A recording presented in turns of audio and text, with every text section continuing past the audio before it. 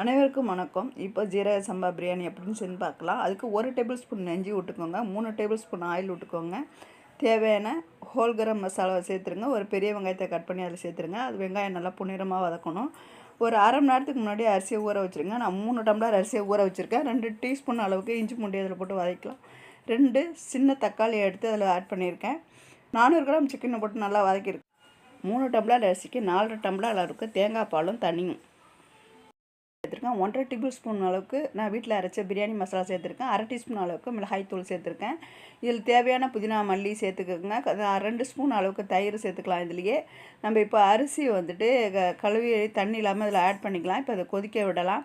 இதை கொஞ்சம் மூடி வச்சுருங்க. இந்த அளவுக்கு இருக்கும்போது நல்லா கிளறி விட்டு அப்படியே மூடி வச்சுட்டு தேவையான கொஞ்சம் புதினா மல்லி அண்டு கொஞ்சம் 1 டீஸ்பூன் அளவுக்கு நெய்யை விட்டு அப்படியே மூடி வச்சுருங்க. திரும்பி ஒரு தடவை கிளறி விட்டு திரும்பி 5 நிமிஷம் மூடி வச்சுருங்க.